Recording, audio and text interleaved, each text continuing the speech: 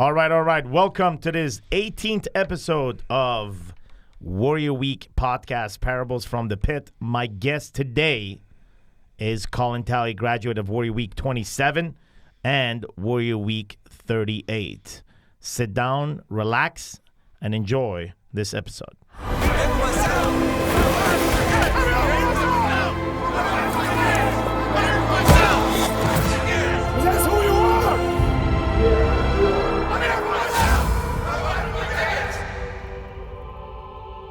All right, we're back with Cullen. Cullen, welcome to the show, brother. Yeah, glad to be here. Thank you for having me. All right. Okay, so Cullen, you came into Warrior Week 27. That's April of 2016. That's almost 2 years ago. Correct. Okay. So inside of the game, talk to me about what was going on with Cullen at that time. I know you and I talked about the injuries that you had. Talk to us about like a little bit of a background of your IRONMAN achievement background and what these kind of injuries have caused you to be in a place. I call it a little bit fucking grumpy, but I guess you can define better than that. And then you come in and you come across the videos, obviously, of Warrior Week, and next thing you know, you're part of the game. Yeah, so when I came across the videos, again, it's one of those things that we hear, like you talk about sometimes where I thought things were good. I thought things were good. Life was good. I had, as you mentioned, physically had done a number of races in the endurance world, primarily Ironman. Had, connection and participation in church and so forth with family and connection with my wife, Lauren, and with my girls, Sammy, Marky, and Riley Reed, and then had done well in business and had money and had not a lot of stress there. But the way I describe it was my life was just very, very gray. Like there was no real color in my life. And but the truth is I didn't even see it then. Like I was absolutely 100% blind to it at the time because like I didn't even know. It was just what I was in. Like it's kind of like when you're in water and it's surrounding you, like it's just all around you. You don't even realize. And then all of a sudden, this video comes across, and boom, this idea gets implanted into me. It scared the shit out of me at first to consider that, and that's when this started to open up. So I'm gonna come back to my original question. Were you fucking grumpy? I was grumpy a lot. Okay, so here, why I'm asking that because that's pretty much the fucking topic of today, right? Life is working to some extent from your perspective, and inside of that, there is one thing that you're sure of, and that is you're grumpy. Yep. And grumpy has many definitions. You're grumpy in your relationship with your wife and your kids. You're grumpy inside of the business. You're grumpy when it comes to your body. You're grumpy when it comes to God. Like there is this feeling of always being somehow stressed to some extent, but caused by some fucking level of anxiety. Some unanswered fucking question that stacks up and creates this thing that we call anxiety. So talk to me about being grumpy. What did being grumpy meant to you then? Yeah, so being grumpy to me then originally meant grumpy to myself. I mean, like literally just always like shit-talking myself, pouring down on myself. And again, I didn't even realize it at the time. And then that would come out to other people, primarily my wife and my children, because they're closest, right? So they're the kind of they're in the shrapnel range, if you were, when that would happen. So I would just be grumpy about so many things. There was no hope. There was no excitement. There was no vision. It was just all kind of blah. Everything is blah. And so you just, in a moment's notice, there's nothing you're looking forward to. There's nothing I was looking forward to. There's nothing that I was really excited. I would get like a little bit excited or would try to fake my way through some things, whether that be events or holidays or whatever. But the truth was, like, I was just grumpy all the time. And you just kind of faked your way through it. You just kind of shoved it down, put on a happy fucking face, and then try to act like you weren't. That's so true, because I know I was fucking grumpy too. I go back 4 years ago before I walked into Warrior, and like my life was a grumpy fucking life. Yep. I would travel 250 days out of 356. Basically, 2/3 of the year I would be outside of my own house, right? And that means that I would have to deal with people that I didn't care as much as about the people that I care about at home. So I learned how to mask this, right? Because I couldn't be grumpy in public. Well, not only that, it takes more energy. That's the thing that, as you're saying that, I'm realizing for myself, I did the same thing. But when I was around those people, it took so much energy that when I showed back up to my family, like there was nothing left to give. But grumpiness. Right. Because that's all that was left. You'd poured all the other shit out. Like there was nothing left in the container except shit for the leftovers for your family. It's fucked up how you sit back and you just look at this like a little movie. I'm sitting here right now, man, and I'm looking at a short movie of myself 4 years ago. Like specifically, I remember sitting on the fucking couch and having my son to come and sit on my lap, and he was showing me some stuff, and my mouth was with him saying, yeah. My head was turned around, and I was like scrolling my fucking phone, and it was some email, some fucking shit that I was going through. I don't remember what it was, but I specifically remember like him like pulling me, trying to find all kind of fucking attention. And at the end of the day, he just fucking like grabbed my phone and I fucking snapped, right? Right. Don't fucking touch the phone. And I can put that movie right now. I can sit and watch that movie 4 years ago, and I can say, that was a grumpy motherfucker right there. Sure. And I give myself permission to fucking snap because it was okay to be grumpy at home. That was the standard that I was living in. Yeah. It wasn't okay to be fucking grumpy at the airport. It wasn't okay to be grumpy in a business meeting. It wasn't okay to be grumpy sitting with clients. It wasn't okay to be grumpy in all kind of other public relations that I held. Right. Including going to the fucking gym. Yeah. It wasn't okay to be grumpy to the girl at Starbucks. Like there was no permission to be fucking grumpy outside. So you learn how to fucking mask it like a pro. And then you come home and you remove the mask of grumpiness. And you put another mask. You put a mask of a fucking liar. Right. Yeah, I know for me at home too, the other part that would come up in that is that even when I could mask the grumpiness at home, the truth is, as you were telling that story, I could picture stories of me sitting with my girls, and all of a sudden they're talking to me and I'm saying, yeah, and like we're 2 minutes into it and I have no idea what they said. And like I'm literally sitting there, they're telling me something that matters to them, that's fucking important to them, and then I'm sitting there and I literally have recorded nothing. All I've done is totally check out and in my own fucking head about some other dumb shit, but I'm not connecting with them because I don't have anything left. All my capacity has been left out for everybody else, and I show up and there's nothing left to give. I showed up, the suit of the man, the character of the fucking man showed up, but the energy, the intention, the ability to connect with them was non-fucking existent. Totally agree with that. And it's not a matter of fucking agreeing. It's a matter of living it before. Yeah. And if you're a guy that's listening right now to this or watching this somewhere, and like, dude, if you even have a glance of yourself in the situation that we just discussed, like if you ever seen yourself listening to your kids or your wife, but not actually even fucking remembering what they said. And then, when this is all over, right? When it's time to go to bed, before going to bed, like, you have this feeling of guilt. Yep. The fuck, man? The kid was just trying to talk to me. Yeah. And then you override it with a justification that, Right. fuck, I got to get prepared for this meeting tomorrow. Yeah. Or this was an important meeting. I worked hard today. I shouldn't have to Or I'm doing this for excuse. them, right? Yeah. The common one is like, Yeah. I had to handle my business. Right. So it's okay. I didn't listen to her. Like, you somehow wash the guilt with your positivity. Yes. But deep down? Deep down, it's just another weight that has been added to this fucking anchor. It's another question that is answered, and anxiety continues, and you carry that every day for you. No wonder you fucking grumpy. Yeah. Because it's like, imagine carrying shit in your body all day. Right. You take a shit in the morning, you take a shit at night, but then you feel bloated all fucking day. Exactly. That makes you what? Grumpy. Yeah. Shitty and grumpy. Shitty for sure. But you're gonna mask the shittiness because you're gonna consider yourself as a good guy.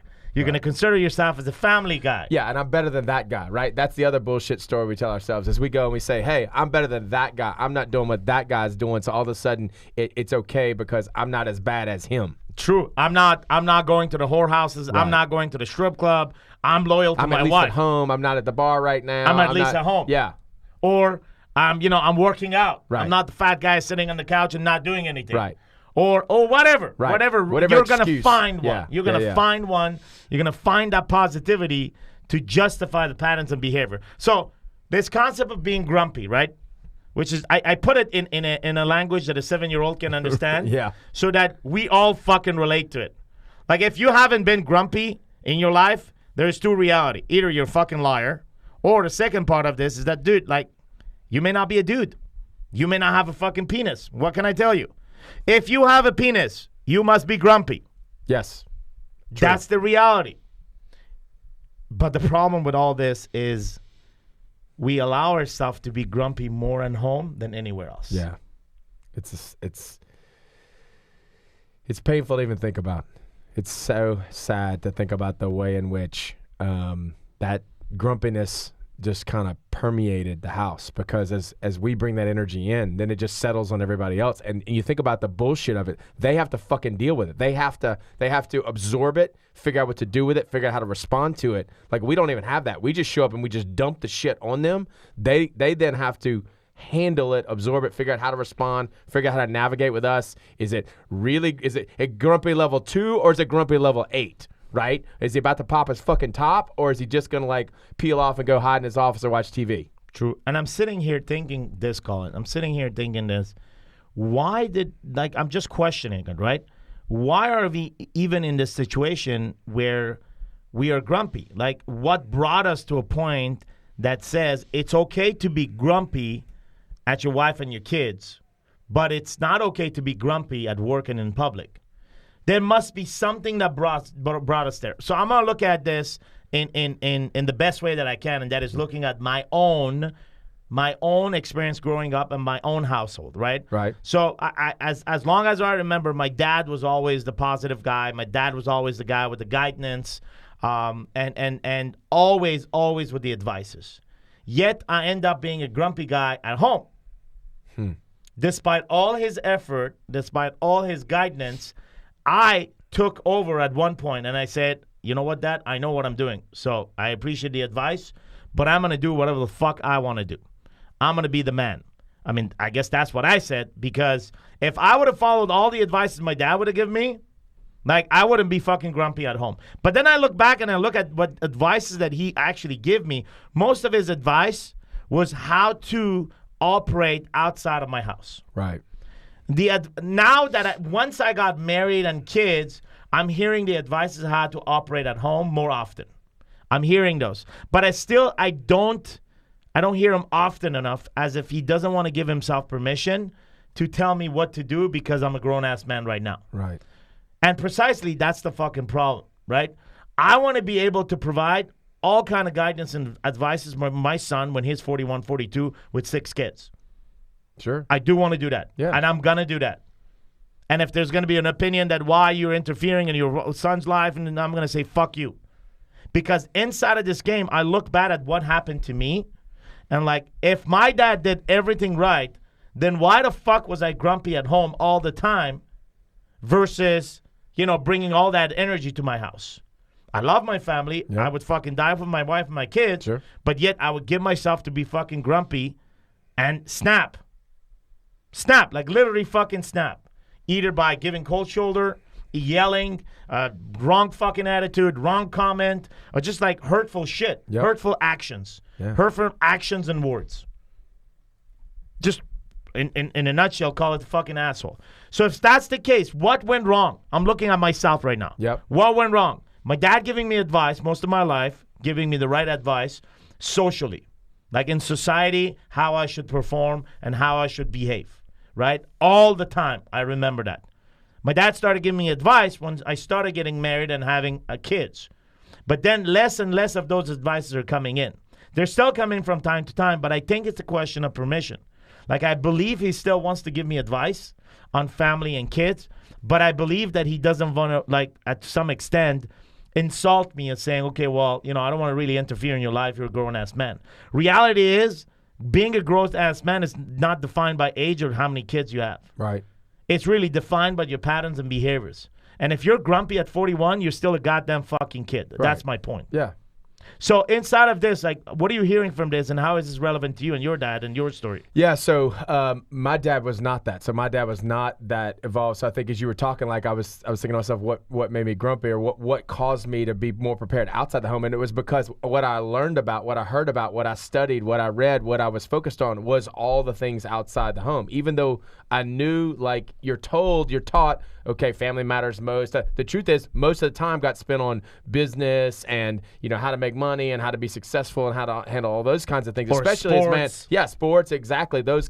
And look at where I spent the time, right? The time from all the way from whether you look at high school, college, even early adulthood, early career. Like so much of my time was focused on that I just didn't learn. Like it wasn't a skill that it wasn't even part of the conversation. To be honest with you, it's like you hear people say your family's most important, but there is no conversation. So it sounds like you had some, but for me there was this vacuum of that, and so like I'm just trying to fucking figure it out. And so there was so much focus on the other. And I think you brought a good point. Is I had some, but I really did also focus on all the other stuff that you said. Most of my life I focused on being, studying the social integration, whatever that would be, like, hey, hang out with this group, hang out with that group, be friends with this group, and be part of this social circle, do this kind of social activities. Or it would be studying business, right? Or studying work, studying like something that would give me talents and make me be better and more successful in my line of work and in my production. Right. And the third part of this was, sports, right? Or being an athlete and just like becoming better at being an athlete, right? Outside of that, there was no fucking time spent on how to be a great man and a great husband. Right. Like it's almost, prior to worry, it would have been almost like a fucking insult if you would come to me and say, go see a counselor, or, hey, have you taken these, the how to be a great husband classes? Yeah, like douchebag, shut up. What the fuck are you talking about, man? Like, dude, I'm a great husband. You should probably come learn from me. Yeah, right? I would have said my wife needs to go to that, or my girlfriend, or whatever like that. Like that would feel like a chick thing, not a dude thing, right? It's weird how we are conditioned to reject any advices or any guidance that would help us become a better father and a better husband. But here's why, I think, because we didn't see it. I didn't see it as well until I got to where how foundational it is to the rest. The challenge is that you think that it's inverted, so right? True. You think, okay, so I'm going to build my business so I can support my family, and then I'll worry about my body.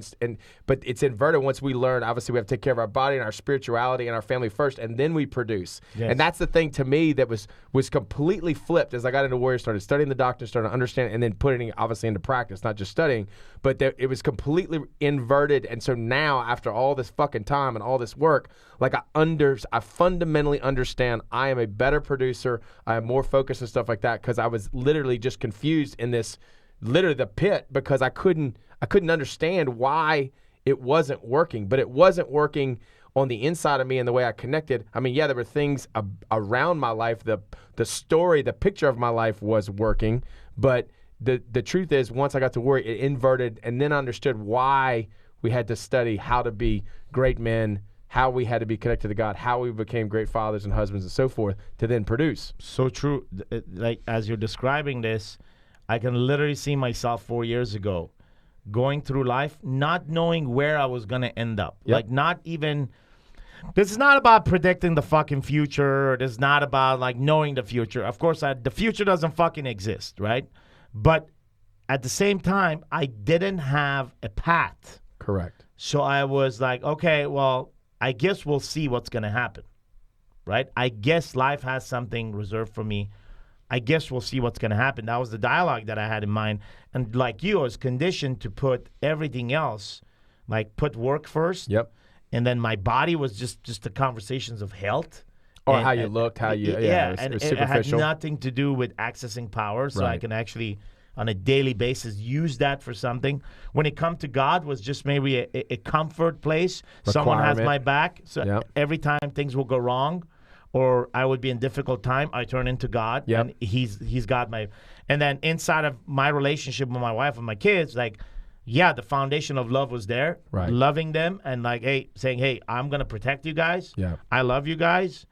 But then, like, behaviors and patterns were such that they came last inside of the priorities, right? Right. And everything else was put in order to how to produce money and how to become significant, right? I was looking for significance inside of the business world, inside of the line of work that I was doing. I was looking for my significance was I was looking for it there. Beyond money, yes, we all work for that, right? Beyond money, the reason why I continued to like evolve and study and do better in that area versus like studying my family, because I was looking for significance on the outside. And with Warrior, what I found is that I need to seek significance inside of my own home. Because when I feel significant as a husband and as a daddy, then I don't have any fucking need for any significance out there rather than just projecting my significance now. Yeah, and that significance even in me first, because as I have found more and more significance and power in myself, I have so much more to share with my wife and daughters. Like, it's unbelievable. It's exponentially larger. And it's funny you talk about the significance piece. That's exactly what I had chased for so fucking long. And then all of a sudden, I get to where I thought I was supposed to be, physically, doing what's right, spirituality-wise, doing what's right, family-wise, making money. And all of a sudden, now I'm fucked. Because, and that's what put me in that pit that I figured out, was all of a sudden I have gotten to the place that if you would have told me 5 years, 10 years before, I would have been ecstatic. Yet I'm here and I'm miserable and I'm grumpy and I don't know what the fuck to do about it. And everything I try is not fucking working and I can't fake it anymore. And boom. So, you know, that's a common pain. That's a common pain. That was my pain. That was your pain. That's the pain of at least 50% of guys coming inside of the experience called Warrior Week, or knocking even at the door of Warrior and even listening to the conversation of this podcast. I mean, if you're still in this podcast, still listening to this shit, it's because it's resonating with you. Otherwise, you would have said, you know, fuck these guys. I'm going to go listen to some, you know, marketing motivational speaker talk about how to make money, right? These guys are a waste of fucking time. And that's how I used to operate. That's how I used to operate. Whenever there was a conversation that was uncomfortable, whenever there was conversation that was in my personal life, I would say, no, I don't allow anybody to talk about personal life. Dude, I specifically fucking remember dudes trying to find out more about my personal life, right? Yeah. And I would block everybody down with whatever, comedy, shutdowns, even to a point of telling someone fuck off or whatever. Right. And now that I look back, there was a reason why I was doing that. It's like I'm like, okay, my personal life is my personal life. That's my business. No one else should have their nose in. Okay, if that's the case, that means I would totally fucking operate alone in that place. Right. All decisions were made by me based on my assumptions and my fucking justification. Which is true in your marriage too, with your wife as well. That's right. It doesn't just happen with the guys and the people around you. That virus infects a lot more than just that one area. Period.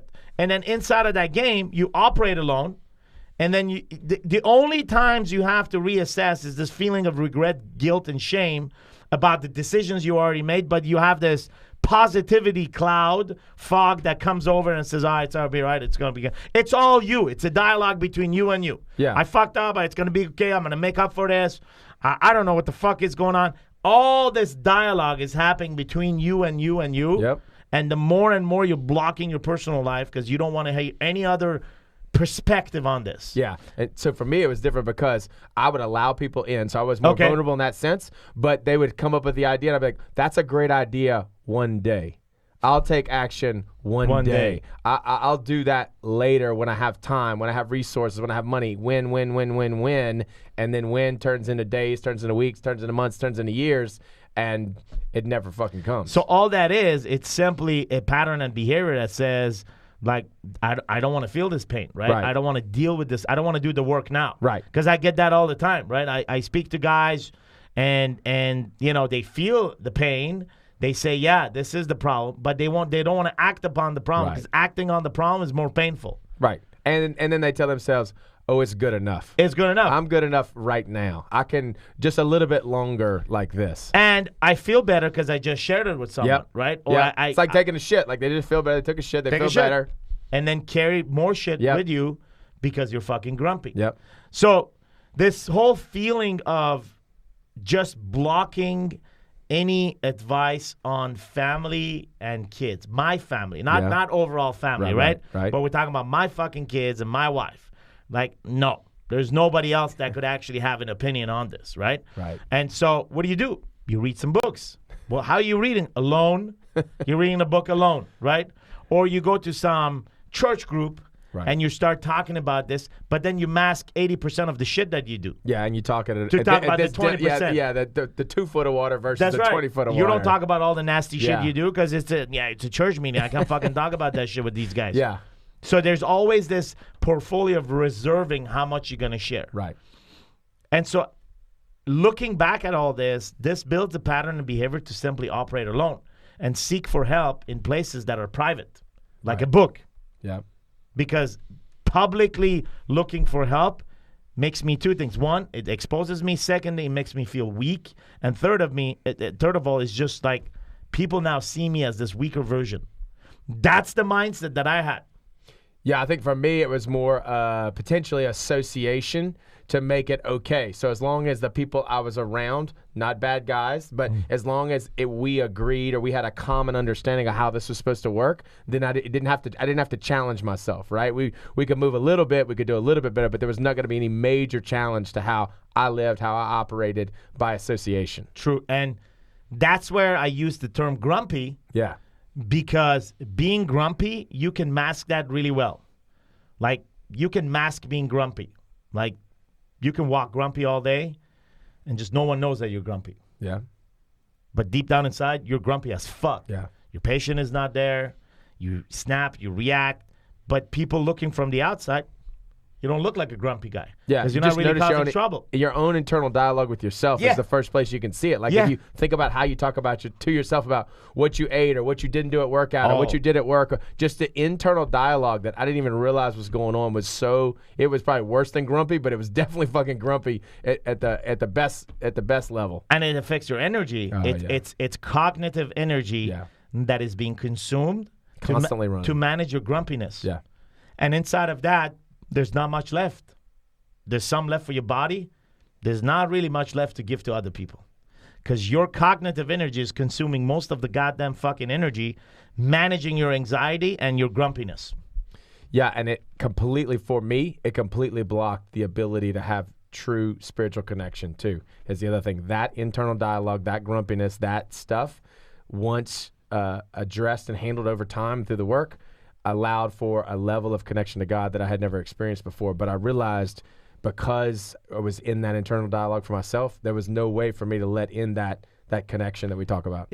You know, when that energy is not there, you're not going to really welcome, or you're not going to really connect with another molecule and just transfer energy. When it's not there, you just shut down. Right. And so when you think about a guy that says, hey, it's so easy for me to make millions of dollars, but it's so difficult for me to connect with my wife and my kids, it's not that he doesn't know how, and it's not that he's paralyzed, but that's how he sees it. It's just because the energy, the cognitive energy of the dialogue internally that has been running all day has left nothing for him. The little that is left to shut down his body and to go to fucking sleep, or to numb himself down with some fucking alcohol, some program on TV, food, drugs, or whatever that is, just to find the sleep and recover and come back the next day with more energy. Yeah. And plugged into that story that we wind up telling ourselves, or so many do, that if I get to this point, you know, back to your analogy of the guy who's producing millions of dollars, not able to connect with his family, there's this story that if I get to this point, when I get there, then I will turn. When I get there, then I will turn. And then you see those men later in life, shattered families, regrets in relationship. And it's just so sad because they were plugged into just a complete bullshit fantasy story that they chased, and they actually achieved it, and yet they lost everything in the process. Absolutely. And in the midst of all this, like, what happens is that you operate based on those rules and these patterns and behaviors, and just like adopt it from others that have gone through the same pain. Yeah. But your story is that I won't be like those guys. Right. I'm gonna beat this. Right. I'm going to beat this.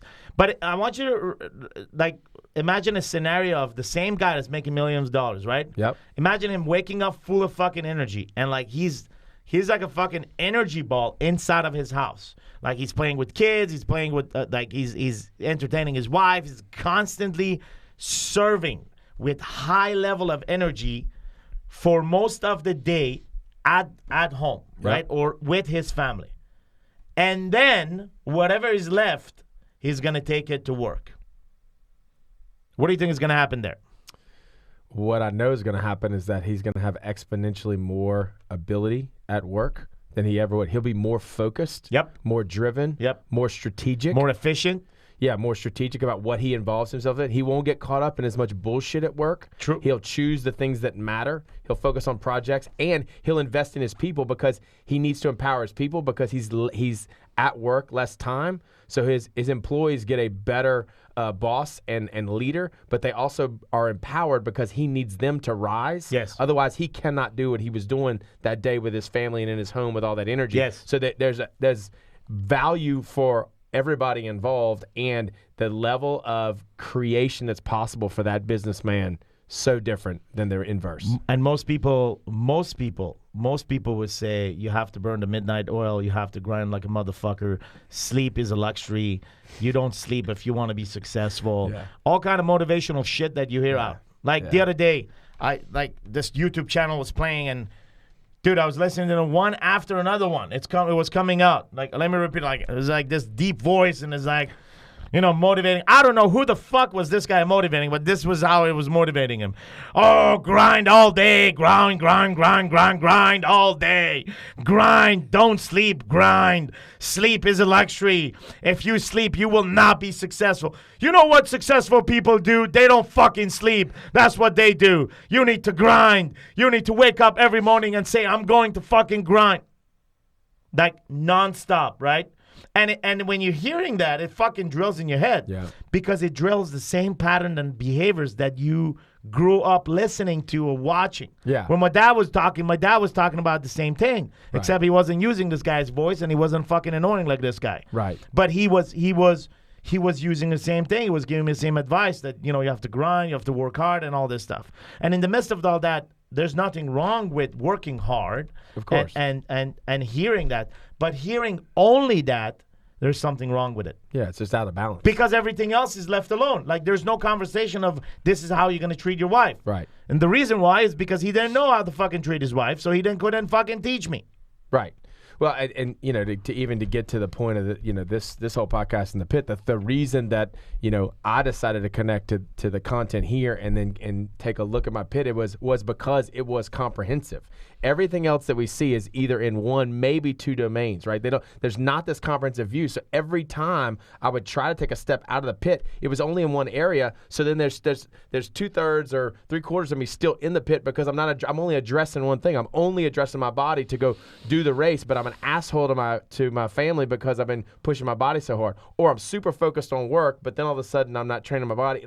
Or I'd get really involved in something spiritually, but there was never a comprehensive view. And that's what's happening on so many of these things. It's like they only look at one area, which is a failure of a strategy to begin with because we are complex beings and all of these things matter. They have to move together. Otherwise, it doesn't work. So true. So coming back to you're a grumpy guy. Yep.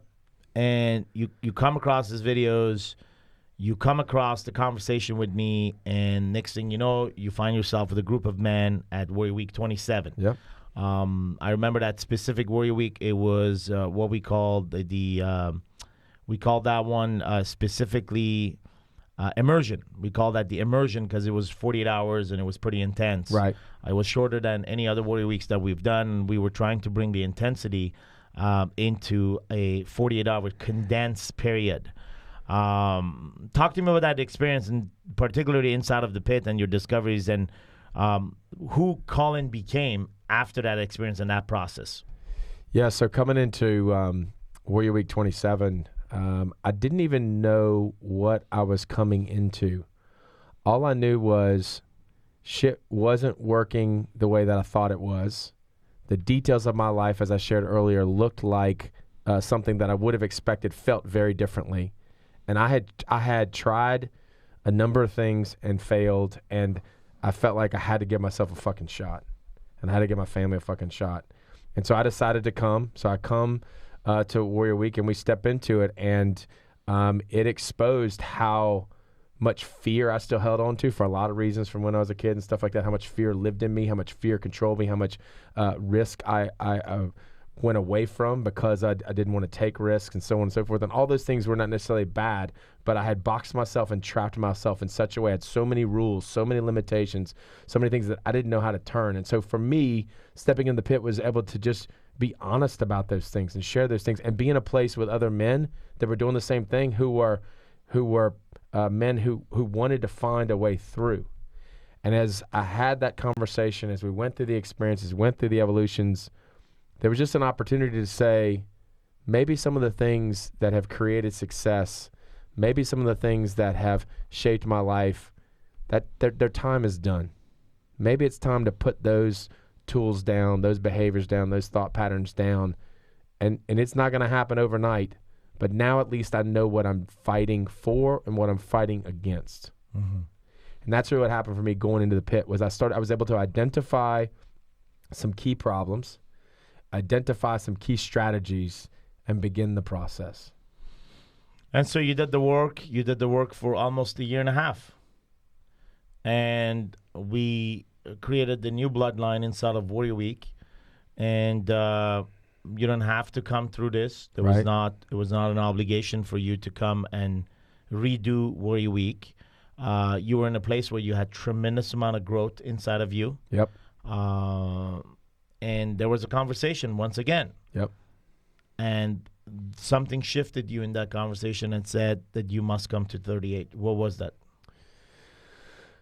I felt just a calling that I had to come. So there was I just have through the work have found a connection at a divine level that I didn't have before. So I had a divine knowing that's what I needed to do. And the other thing was I wanted to see what man would come out the other side of the second time I went to Warrior Week based on all the growth that I'd had and what I had done. Because the truth is, Sam, when I showed up at Warrior Week 27, I was as much showing up for y'all as the coaches and the staff, because so much of my self-worth and self-validation I got from the reflection, especially back from other men that I respected and trusted.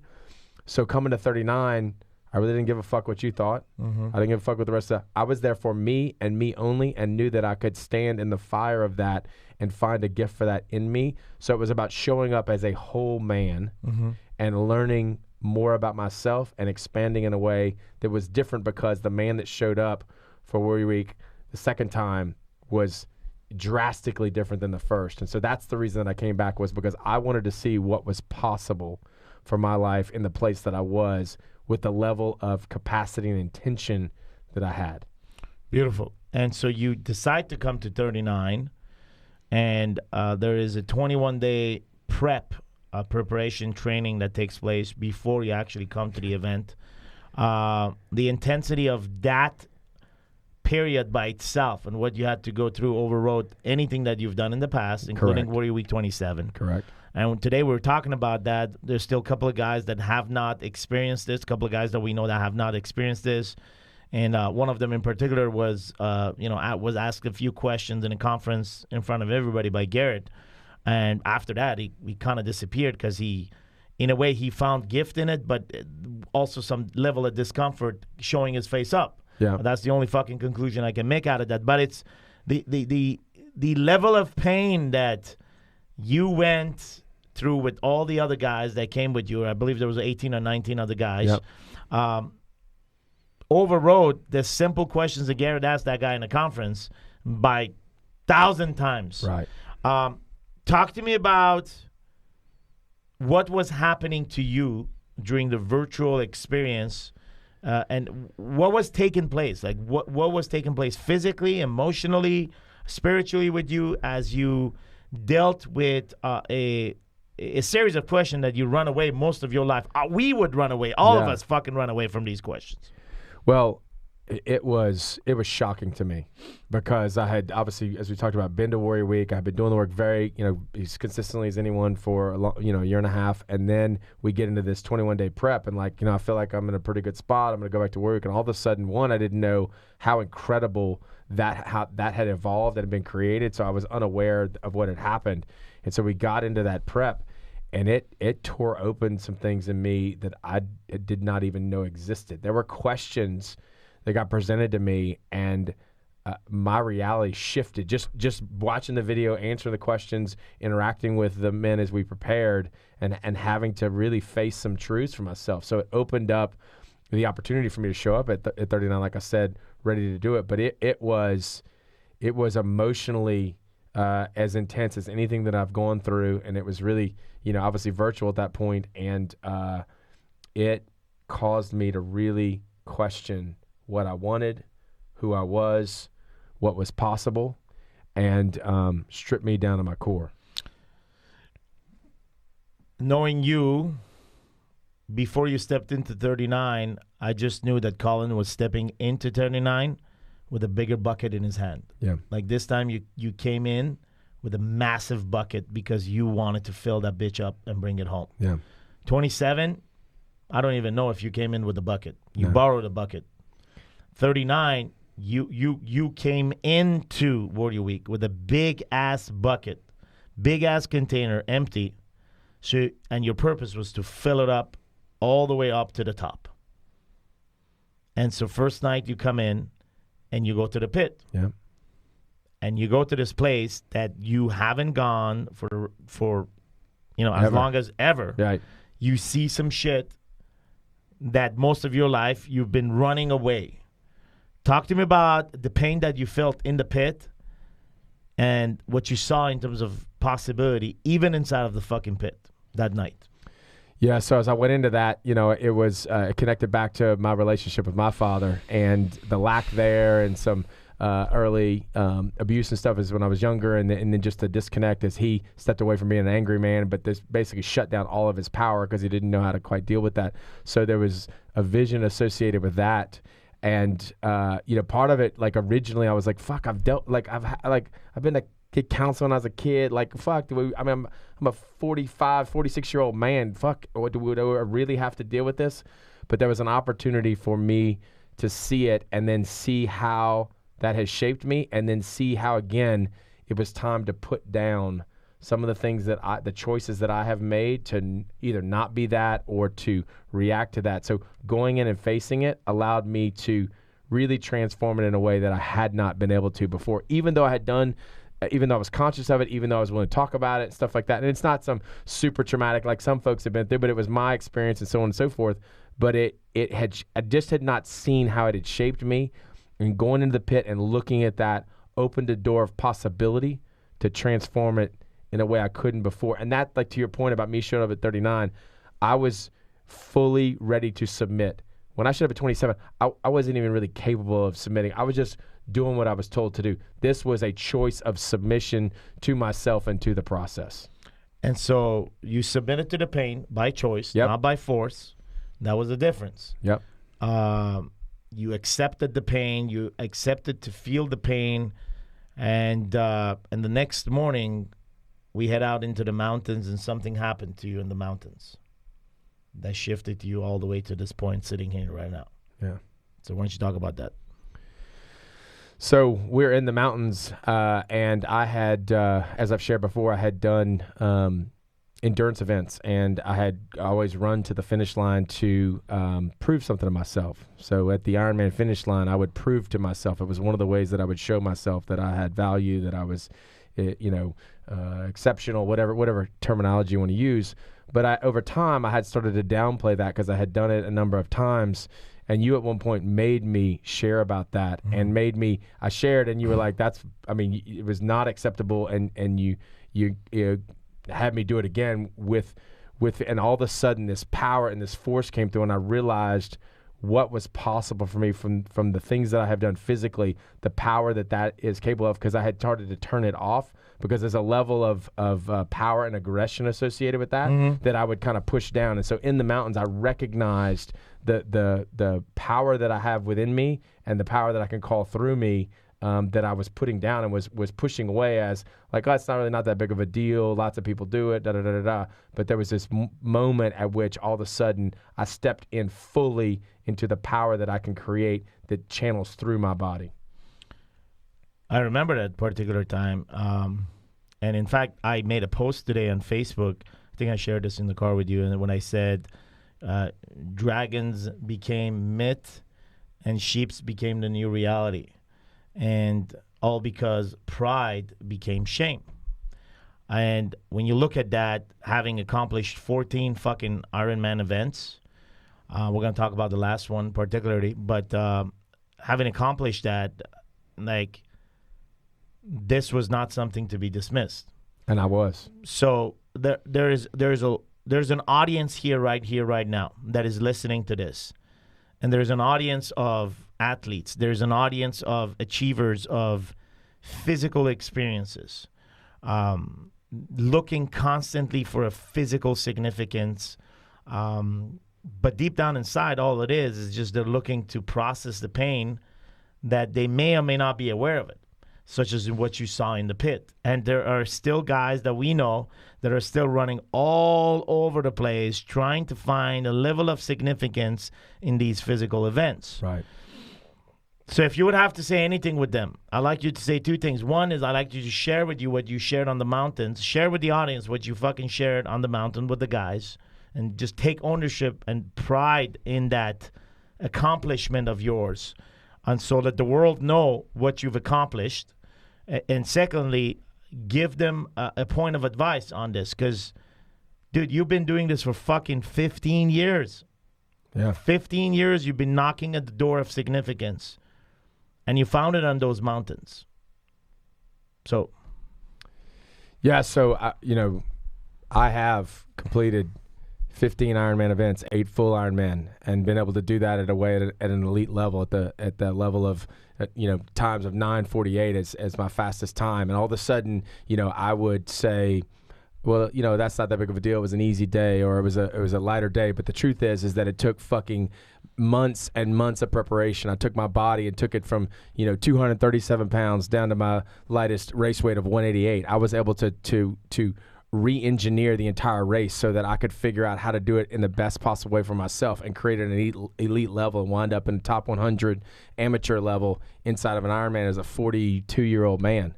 So there was incredible amounts of commitment over a decade through injury, through effort, through studying the different ways to train, using various coaches and so forth along the way that I had done and was committed to and created in my life, and that power was something that I searched for. I searched for in my workouts. I searched for in the races and so forth. But I would get to the end of the race, and if the result wasn't what I thought it was going to be, all of a sudden it was for naught. If the result was what I thought it was going to be, it would last sometimes 30 seconds, 3 days, whatever it may be. But there was an ending point, and then all of a sudden I got back on this, this treadmill to try to chase it again, because it was at the finish line that I found the significance. The problem was, if I didn't hit the result I wanted, I didn't get the fucking significance. The problem was, if I did hit the result, the significance didn't last. And so it became this vicious cycle of trying to chase it and literally injuring my body to do that, and then having to heal through that. And then once my body was injured and I couldn't race, then I didn't know what to do. But yes, I did find power in it. And yes, I had tremendous commitment. And yes, I achieved incredible things during that time, and are going to continue to do that. But I look at it very differently now, because the man that shows up at the start line is different than he did in years past. So your 15th Ironman was significant, primarily because for 3 years, injuries have prevented you from even being inside of this game. Yep. And it is now sitting here that you understand the whole purpose of this, what God had in plan for you. Yeah. To hurt your, the bottom of your feet, yeah. Then goes to your knees, and the complication in the knee surgery and the other knee. And so for 3 years, you were put on hold. Yeah. Of this continuous quest of being on the treadmill and seeking the finish line. This 3 years you became a pretty grumpy man. Very. Because you could not be on the treadmill, and the only treadmill you could be on is this road of recovery. You couldn't find significance in the physical events, and so you became a very grumpy man.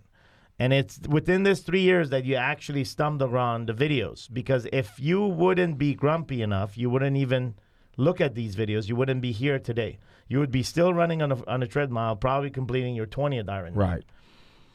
And so 3 years of divine intervention, yeah, and finding your voice, finding the path, filling up your fucking bucket, signing in for an Ironman that just took place in November a few months ago in 2017 in Arizona.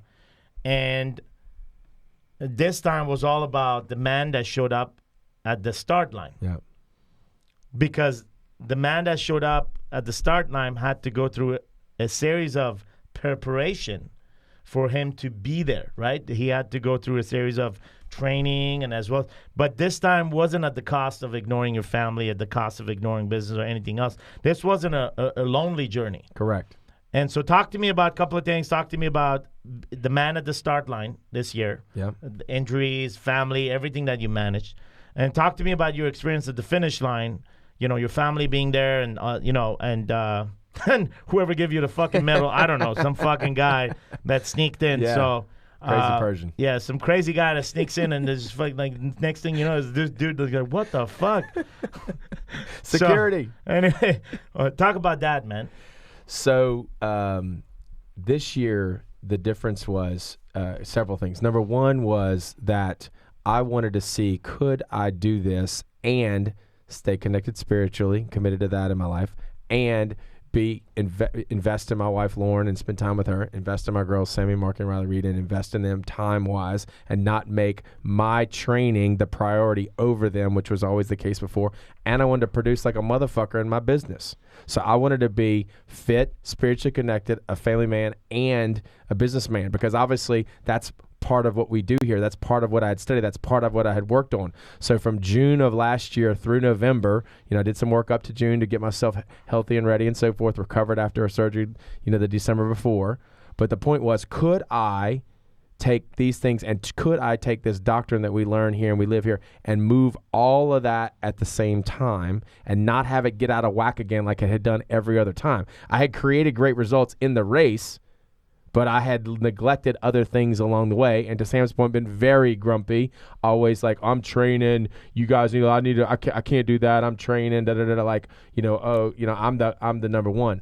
So that was the first piece, was in the preparation, was it possible to create a result that allowed me to continue to invest in all the areas of my life? The second piece was, it's funny, we flew out to Arizona for Ironman Arizona in November.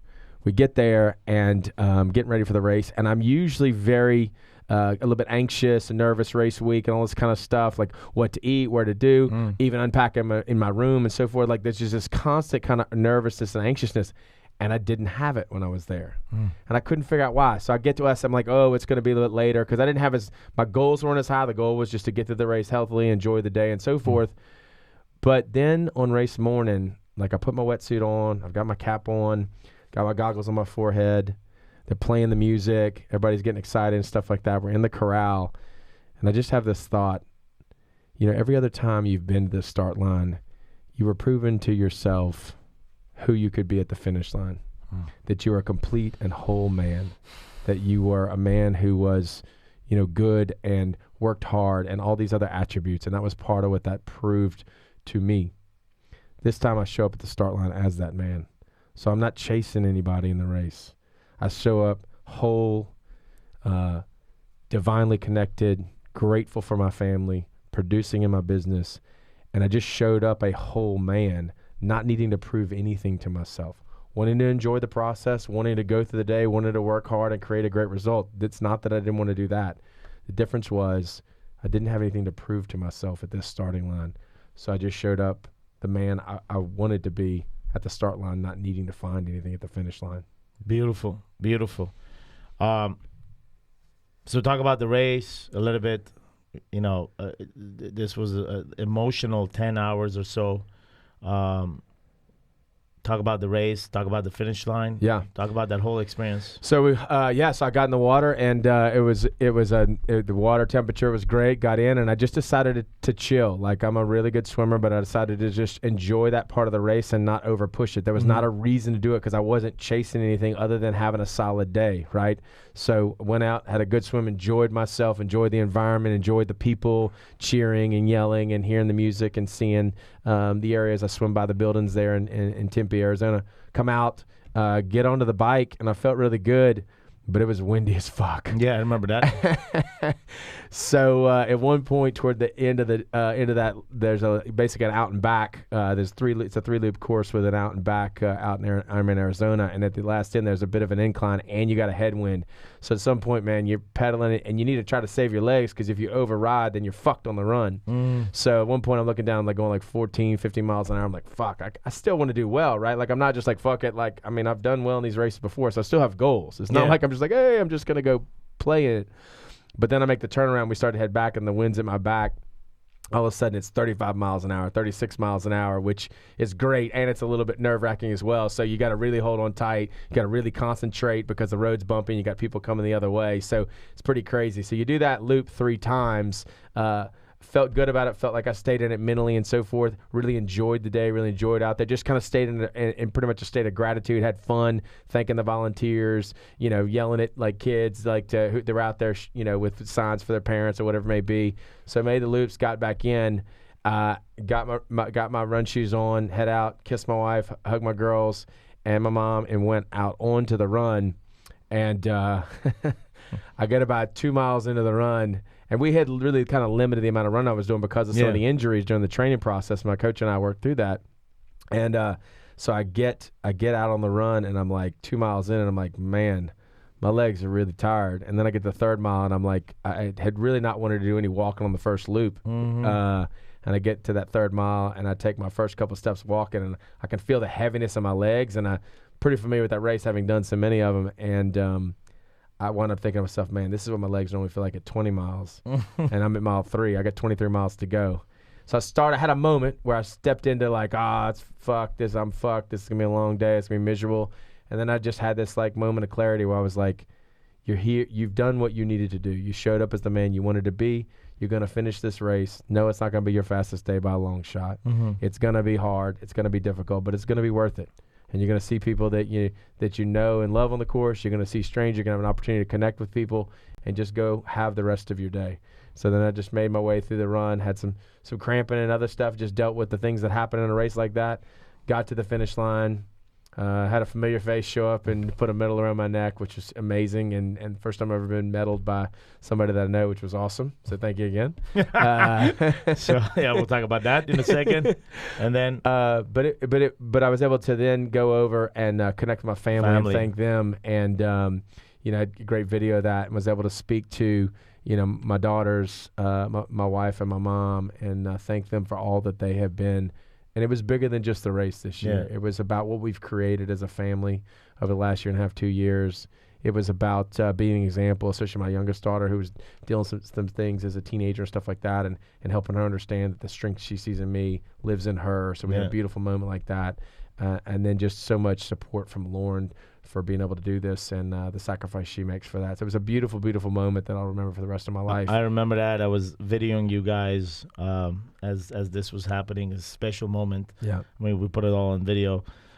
For me, being at the finish line, waiting for you to put the medal around you, was a transformational moment for me as well. I know you and I were talking about this a couple of months back, and talking about the fact that I was sharing with you that I wanted to do an Ironman and so on, and the purpose behind it wasn't really clear. And when you finished the finish line, and I was there as a volunteer, and of course I was at Station 11. Somehow I found myself at the finish line with the medal in my fucking hand. God wanted me there, I guess. Yes. That's the only way I could put that. I don't even know how the fuck I made it there, but anyway, I'm at the finish line. I put the medal around you, and for me, it was a transformational moment, because it is at that time that I decided to do this, to be an Ironman, not for the physical challenge, and I'm not dismissing that at all, but right. But it was I wanted to be the man that you were at the start line, which is this you're already an Ironman by showing up with your family, by showing up with God, showing up inside of your business, and as well as taking care of your body. So you already showed up as an Ironman at the start line. And that's why I wanted this entire year for me to train for being that Ironman at the start line. Because if you start as an Ironman at the start line, you're not going to chase anything at the finish line. Right.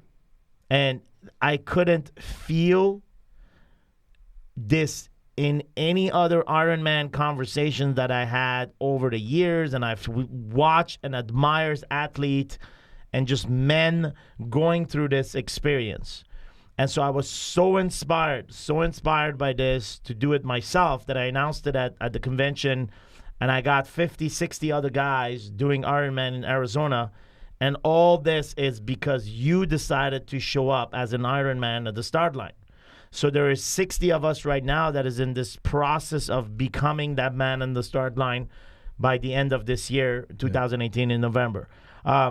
So you know this, obviously, you know that you were part of the announcement. I didn't stop fucking talking about it all weekend when we ran convention. But I just want to hear from you, how does it feel to be here knowing that you've started the line for 60 people?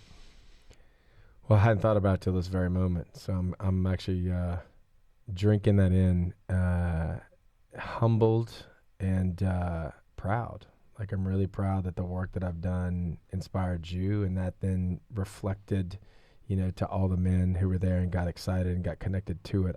I've always believed anyone who wanted to do it could, because I've seen incredible situations in that race, and there's a deep spiritual component to that race. It's not just the physical, and there's just greatness that gets achieved there that just always brings me back.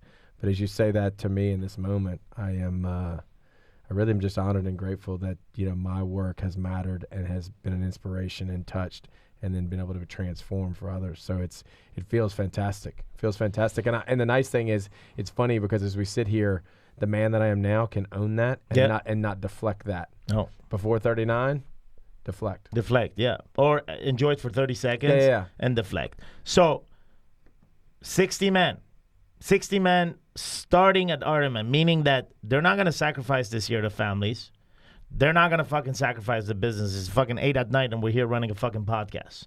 And they're not going to sacrifice God, and they're not going to break down their body, but they're going to do the goddamn work to be ready as Ironman. Yep. So it's like the new generation of Ironman, right? It's a 4-dimensional fucking Ironman. Exactly. It's what you wanted all these years, and now you led 60, and maybe 60 becomes 600 by next year. Not maybe, it will. So what's your plan to make that 600? Share this up, man. Share it up. Take what we do, create, and share it. That's the plan. The plan is to be who we are and continue to push in a way that allows us to do it this way. I mean, that's exactly what it is. Yeah. It's 60 man followed you not because of your words, not because you've done Ironman 14 times. Nobody fucking admired that. They respected that. Right. 60 man followed you because you've done the goddamn fucking work, and you made it possible to be an Ironman at start line. Well, and listen, I'm more proud of this finish that was 2 hours slower than my fastest, actually 2.5 hours slower than my fastest time, because of the man who showed up at the start line, and because I didn't sacrifice myself, my connection to God, my connection to my family, and my production. I am more proud of that finish than the ones that are way more impressive. Like some of my other finishes are way more impressive when you look at it in just that one capsule, but I'm most proud of this race and this finish. I know, and quite frankly, I don't give a fuck about those finish. I mean, somebody could, but not me. I really give a fuck about this particular one. Me too. Particularly because I was at the finish line putting the middle on it. That's right. I don't know if I got some TV time or not, man. Did I? Yeah, I'm sure. Yes, you got TV time. Yeah, I'm sure. That's what I'm talking about, man. TV time. After they reviewed the video, they were like, who the fuck was that guy? Yeah, exactly. We did not approve him at the finish line, that's for sure. So we'll see if I'm not going to be banned from Ironman. Yeah, that's right. I may run the course on the side. Yeah. We may have to dye your beard the day before, a day after. Right. Hey, man, it was great having you on the call. Fantastic. One thing for sure is that you're not grumpy. No, not anymore. No, I'm not either. No. So that was the message. If our message today was to say, if you feel grumpy, there is a way to get rid of that grumpiness. And if you haven't figured it out yet, if you're 45, 46, 41, 32, 39, whatever, if you haven't figured out how to get rid of that grumpiness, and there is a way for you here. There are two ways. You can continue tuning into this message here at worryweeknow.com by listening to the podcast and the videos and the images and the scriptures that we put on the website. Or you can take action and just apply at warriorweek.com and watch the documentary, apply, and see if this is an experience that you're seeking for. In either way, if this conversation of today, being grumpy and being a fucking Ironman, a 4-dimensional Ironman, has resonated with you, do yourself a favor and just forward this to someone, some other man that could potentially benefit from this as well. We thank you for tuning into this podcast, or at least that's what we call it. Yeah. This conversation from the pit. Just want to take final words from Cullen, and then we'll wish you the best. Yeah, just so glad to be able to share this, and I can only tell you that there's no time like this time to make this decision. So if you're hearing this message and it's speaking to you, there's no time but now to act. I mean, you literally have an opportunity to transform something that you haven't understood before. There is a possibility beyond what you experienced today. So if anything here connected with you, take an action because it's not going to change otherwise. Beautiful. You too can be an Ironman, a 4-dimensional Ironman. And if you're hearing this right now, we are in February, right? Yep. You can sign up still for Ironman 2018 in November. There is ways to get in, so sign up. We may be 60 plus now. There you go. All right, beautiful. Thanks for joining us.